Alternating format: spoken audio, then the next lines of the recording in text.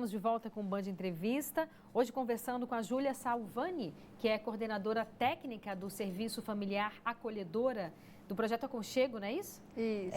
Júlia, a família que quiser participar desse programa, que é tão bacana, é uma demonstração de amor mesmo, né? Quais são os critérios para a escolha dessas famílias? Bom, a gente tem alguns critérios objetivos, né? Que é ter maioridade civil, residir no DF, não ter antecedentes criminais, apresentar comprovante de endereço, comprovante de renda, não estar cadastrado para adoção. E a gente tem alguns critérios mais subjetivos, de ter disponibilidade de tempo, disponibilidade de afeto, disponibilidade para ter uma criança na sua vida. Todos os membros da família precisam estar de acordo em participar. E é basicamente isso. Uma só pessoa, se for uma só mulher ou um homem, que não tenha, portanto, a família, né, completa, assim, digamos, nesse sentido. Ela pode também se cadastrar? Pode. Ou um casal homoafetivo também pode? Pode. A gente aceita todo tipo de configuração. O que a gente fala, por exemplo, da pessoa que é solo, né, que ela é sozinha, é que é legal ela ter uma rede de apoio. Não necessariamente de família, né? Aqui no DF a gente tem muita gente que é de outros lugares, que veio para cá por N motivos e mora aqui sozinho. Mas você tem que ter uma rede de apoio, porque quando uma criança entra na sua vida, tudo muda. Esse copo nunca mais ficará nessa mesa. E aí você precisa ter uma rede de apoio, porque vai que você teve uma emergência, vai ter que ficar até mais tarde no trabalho. Quem vai ficar com essa criança?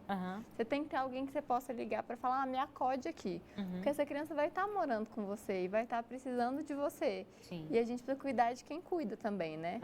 Por isso que a nossa proposta também, no acolhimento familiar, é de ter uma equipe técnica muito próxima às famílias. Então, a gente faz um acompanhamento das famílias, a gente dá supervisão para essas famílias, porque a gente está sabendo que a gente faz uma proposta ousada, né? Eu estou falando para você receber uma criança que não é da sua família, na sua casa por um período de tempo determinado, mas é um tempo, né? E aí, o que você faz quando você tem um problema? Aí a gente vai discutindo isso, a gente acompanha bem de pertinho. Entendi. E quanto tempo dura essa capacitação dessa família ou dessa pessoa que se propôs a aceitar essa criança? Então, a gente começa com uma entrevista, né? A gente faz uma entrevista lá na sede do Aconchego. E fica onde? Na 709 Sul, Bloco M, Casa 4, quem quiser visitar o Aconchego. E a gente faz uma entrevista lá. Depois dessa entrevista, a gente explica os pormenores desse processo. E aí a pessoa fala, não, eu topo. A capacitação ela tem 6 encontros. Nesses encontros a gente trabalha quais são as bases legais e experiências de acolhimento familiar. A gente trabalha desenvolvimento infantil. A gente trabalha o processo de luto e ruptura. Trabalhamos a questão das redes sociais locais, né?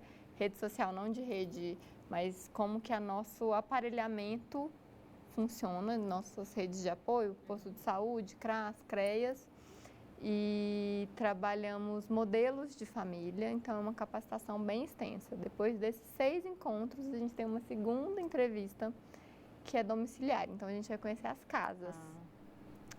E tem um bate-papo sobre que criança você quer receber, que criança você imagina na sua casa, o que você acha que cabe na sua vida. E aí, dando esse clique, a gente viu que está tudo bem, você também achou que está tudo bem, cabe na minha vida. Aí você está apto a acolher, a gente passa um relatório para a Vara da Infância falando, esta é uma família capacitada. Interessante. Então, nós temos aqui os contatos do Aconchego, tem o telefone que é o 3963-5049, vai estar aí na tela. Tem também o site, né, que é aconchegodf.org.br. Então, lá é possível pegar as informações, pegar mais detalhes. Na atual fase que nós estamos aqui no Distrito Federal, nenhuma família ainda recebeu crianças, né, nesse projeto? Não, ainda não, mas está batendo na porta, assim. A gente já está com algumas famílias encerrando as entrevistas domiciliares. Aham. Então, logo menos, elas já vão estar com crianças no seu cotidiano. Sim, nós temos experiências tanto fora do Brasil quanto aqui no Brasil, né? Em várias cidades nós conversávamos sobre isso. Você até me disse em uma cidade aí que praticamente não tem mais abrigo, né? Tem essas famílias Cascavel, essas famílias acolhedoras. A minha pergunta também é o seguinte: obviamente que vai se criar um vínculo ali afetivo, amoroso, né? É muito importante. Passado esse tempo dessa família acolher essa criança e aí percebeu-se que a família original dessa criança ela tem a capacidade de voltar a ter essa criança no seio familiar.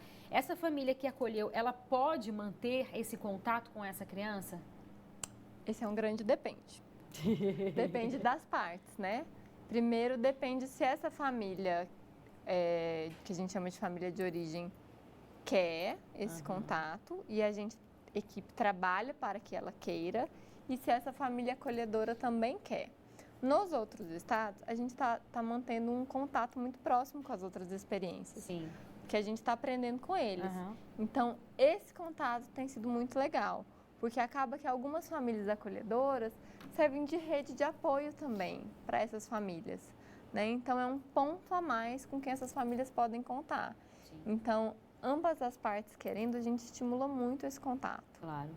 Então, até para a criança também, Sim. né? Porque, como você disse aí, nesses encontros vocês trabalham o luto, né? Essa ruptura. Então, assim, é claro que não tem a mínima dúvida de que é um projeto maravilhoso, que nem se compara a criança ficar num abrigo e ficar numa casa acolhedora. Mas o momento também dessa separação nem sempre é fácil, né?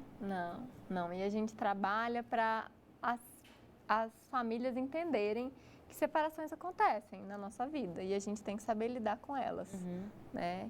E as crianças recebem também esse suporte psicológico, esse acompanhamento? A gente fala que a gente sempre trabalha com a verdade, tanto com a criança quanto com as famílias. Então, a gente precisa entender em qual fase do desenvolvimento que essa criança está, qual que é a demanda que ela tem, para a gente explicar na linguagem dela o que está acontecendo com ela, desde um bebezinho até o mais velho. E aí, algumas pessoas perguntam assim, mas você vai ficar falando pro bebê? Eu vou falar, a gente precisa falar, porque é explicando para uma criança desde o seu nascimento o que está à volta dela que ela se desenvolve. E é muito interessante você falar isso, porque tem várias crianças que têm traumas terríveis porque foram adotadas, né? E houve-se um segredo com relação a isso, quer dizer, você não falava... É um processo natural, né? Então, é o que você fala, se desde a criança ela vai crescendo com aquela ideia de que ela foi escolhida pelo coração, aquilo não vai ter um trauma futuro. Então, trabalhar com a verdade é sempre a melhor opção, né? Sim, porque aí a criança tem direito à história dela, a saber quem ela é, o que aconteceu, o que é o corpo dela. A gente lá no Aconchego trabalha muito com essa questão de você poder olhar para um bebê, falar para o bebê o que ele é, onde ele está, com quem ele conta, quem é a rede dele. Isso faz uma diferença imensa no desenvolvimento. Quando você vê um bebê que ele é olhado, é diferente de um bebê que é ignorado. Se a gente pensa nas crianças com as quais a gente convive, por exemplo, a criança que ela está aprendendo a andar, ela não vai para muito longe de quem cuida dela. Você já viu isso? Então, ela anda um pouquinho, aí ela para, aí ela olha, para ver se você está olhando para ela. Porque ela precisa dessa segurança do olhar para ela ir mais para frente. Interessante isso. E olha, você também pode participar do nosso programa pelo telefone 999769204. E agora a gente faz mais um breve intervalo bem rápido. Eu espero você.